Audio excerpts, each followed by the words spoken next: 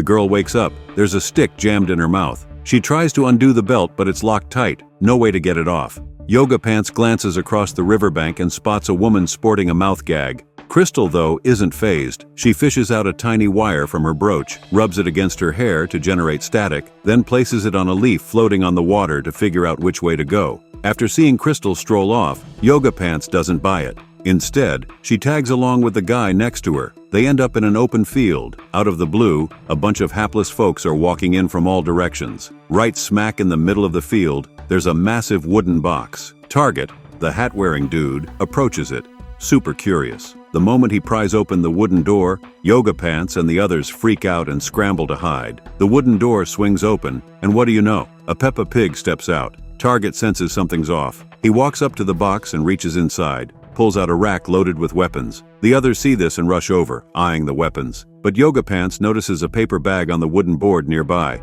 Bingo! She finds the key. She calls out to Trucker. The two team up and finally free themselves. After everyone's untied, Don hands the last pistol to Yoga Pants. I can't use that. Can you do this?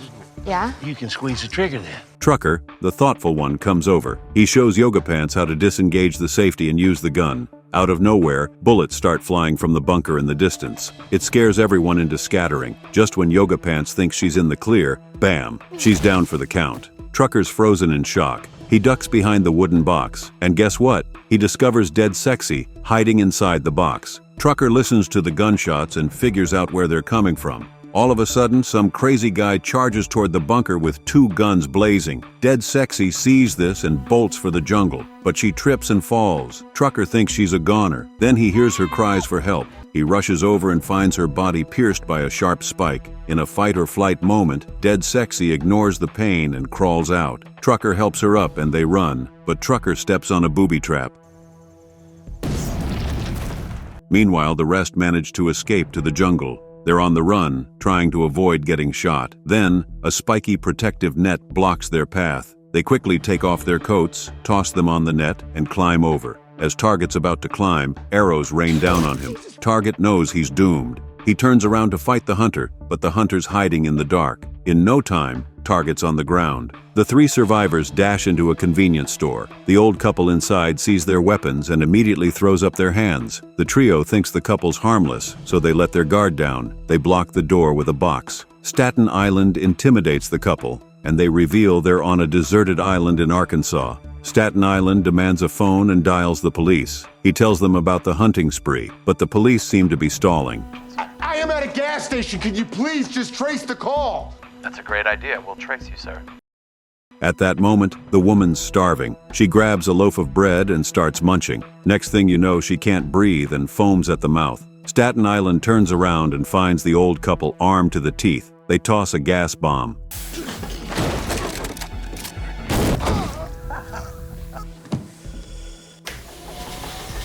After the three are killed, the old couple cleans up the scene and goes back to acting like salespeople.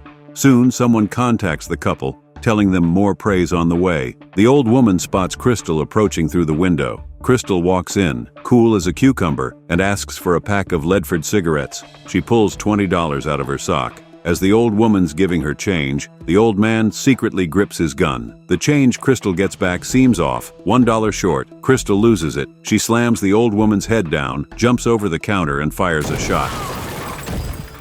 Oh, please! Cigarettes in Arkansas only cost $6. You fucked up, bitch! Crystal becomes the first prey to take down a hunter. She tears open the cigarette pack. Empty.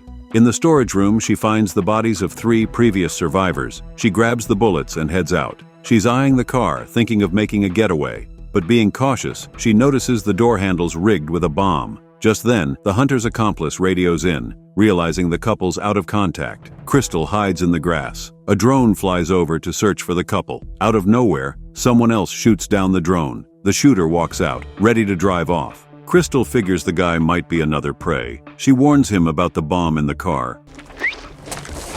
Don't f***ing move! I'm a friendly. How do I know that? Pull that door handle. To cover her tracks, she leads him to a train track. She knows a passing train could be their ticket out. Soon, she feels the track vibrating. The train's coming. How fast are you? What? Trying to be going slowest at the curve. We're not getting on standing still. Crystal hops onto the train carriage. Gary, the big guy, struggles to catch up, but Crystal reaches out and pulls him up. Then, they hear a noise from the corner of the carriage. They investigate and find some illegal immigrants. Gary can't understand a word they're saying. They're not real. This is the one train car with the open doors full of illegals. Oh, you're good, Mohammed. In 3 seconds. 1. Oh.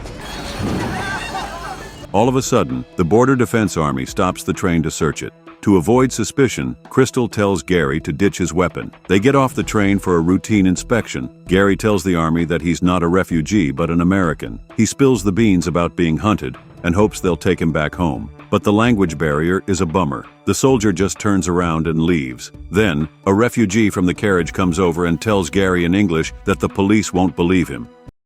I don't think they believe you, Gary. You're all fake! You're all fake! Gary, you have just got to chill, okay, buddy? They weren't part of this. They're real. I know. I have been embedded with them. And those soldiers, that train wasn't supposed to be stopped. So just come. I'll even give you guys a head start before I come after you. How's that sound? Come on, buddy. I'm not your buddy! Gary flips out and tackles the guy to the ground. He grabs a bomb that fell out of the backpack and tosses it into the man's pant. Because of Gary's move, Crystal and the other refugees are taken to a concentration camp. 2 foreign officers meet her. Out of the blue, one officer asks, You, hunted? It turns out Don, one of the preys, has already been there, but the officer doesn't believe them at all. Before long, the embassy sends people over and takes Don and Crystal back, but all the way back, Crystal keeps a poker face, like she's deep in thought. Crystal quietly grabs the handle, bends her legs, and spins around. She kicks the man, snatches the car, and takes the driver's seat. She backs up and runs the guy over. Then she grabs a pistol from his body. And guess what? In the trunk is Gary's body. Crystal finds a map in the car and discovers where the hunters are hiding. Don tells Crystal to drive away from this hellhole. But Crystal refuses. Those guys dared to mess with her, and she's going to teach them a lesson.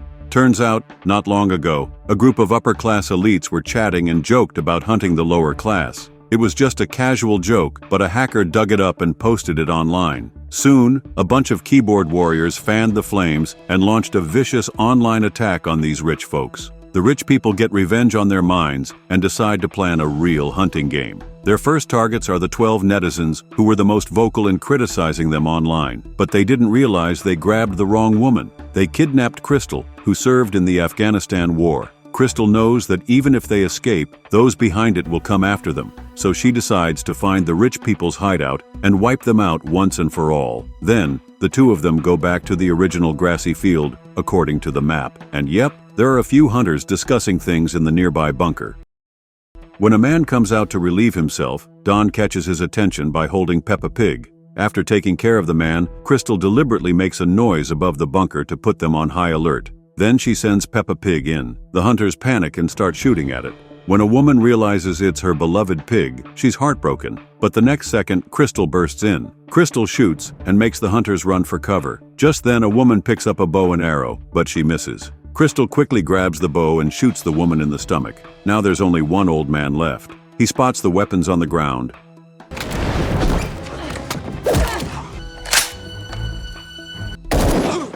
After taking out those hunters, Crystal grabs a gun and takes care of the one who escaped earlier. But suddenly, the soldier who was knocked out wakes up and lunges at Crystal, grabbing her neck. But he underestimates Crystal. She's way stronger than he thought.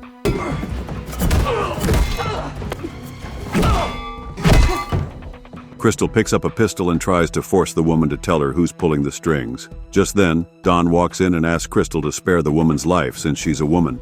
Hey, miss, do you think you should be afforded mercy just because you're a girl? No.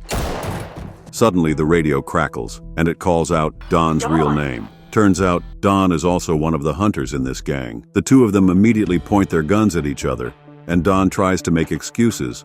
I don't know who the that is. Drop the gun. I'm on your side here! Just drop the gun. Crystal asks the soldier what he's doing for these rich folks. It turns out that the rich people hired the soldier to teach them how to use weapons for their hunting game. The soldier tells Crystal that she's already taken out most of the rich people and that she doesn't need to put herself in more danger. But Crystal is determined to find the mastermind. She presses on the soldier's wound and forces him to tell her where the mastermind is. Once she gets the answer she wants, Crystal wastes no time and heads to the target location.